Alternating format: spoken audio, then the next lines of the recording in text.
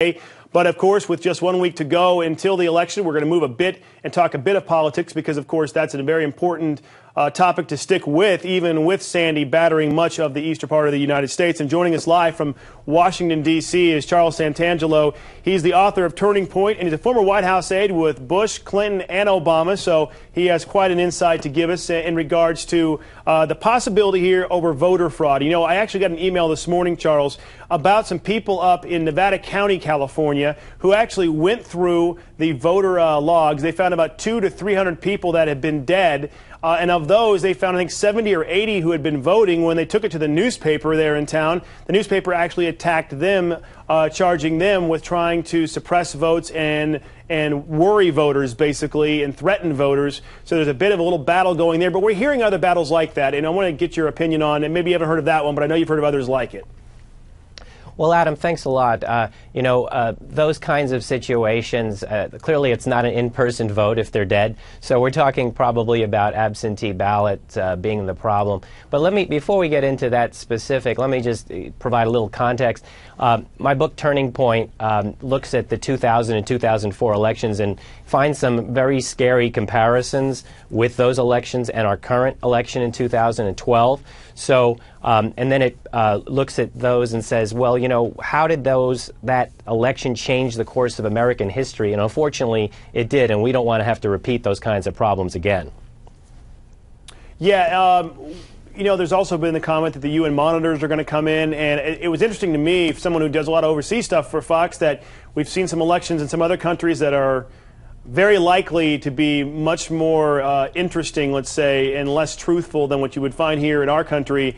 And you didn't hear the same people calling for election monitors there. That's become quite controversial. Of course, the storm has kind of knocked everything off the front page, including that topic. But it doesn't seem like a lot of people are too happy, especially when you consider they're putting these monitors specifically in inner city areas, insinuating that people in poor conditions, even minority conditions, aren't smart enough to be able to come to their own conclusion and deal with fraud possibilities.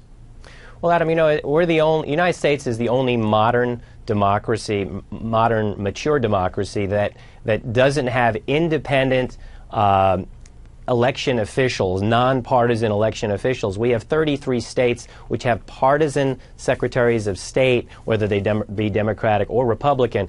And so that's a recipe for problems when you have a partisan person who is running the election. And we saw that in 2000, and what a terrible situation that turned out to be in terms of sowing the seeds of dissension. I look at it this way, Adam, if I could provide an analogy.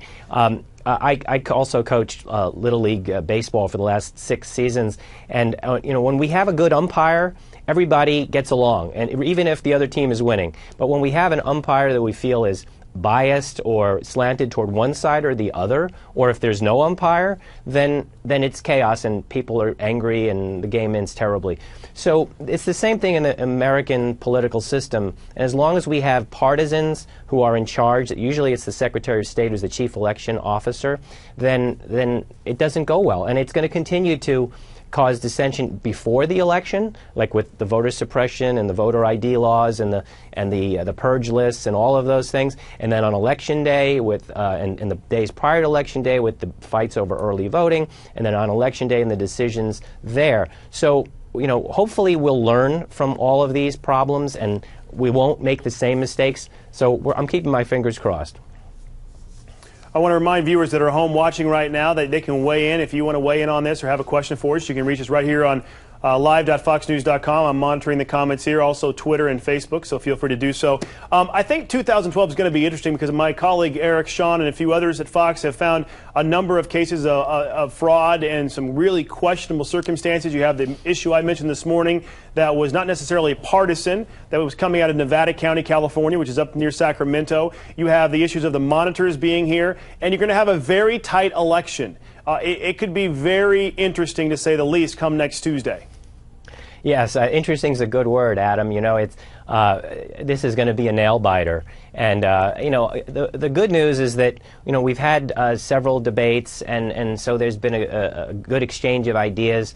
The bad news is that often these things come down to who does a better job of distorting the facts from the other side. So hopefully there won't be a lot of bad information out there, and the voter hotlines will provide some sort of balancing so that people won't do bad things on election day. They won't be out intimidating voters and all of those sorts of things. And we'll all walk away from it hopefully with a clear winner, because what we don't want is a split decision where, let's say if in Ohio President Obama wins and then he loses the popular vote, for let's just say, then you have all that dissension. You really don't want that kind of result. Nobody wants a split decision. It damages the credibility and the legitimacy of the president. So hopefully one person will win out all the way. Yeah, no one wants a split decision. No one wants what we had in Florida in 2000. No one wants the possibility that the House of Representatives could be picking the president. I mean, while it's very remote, there is a chance you could have a president and vice president being from different parties, and wouldn't that make things quite interesting here in this country come the fall season? That's for sure. I know the news media would really have fun with that, wouldn't we?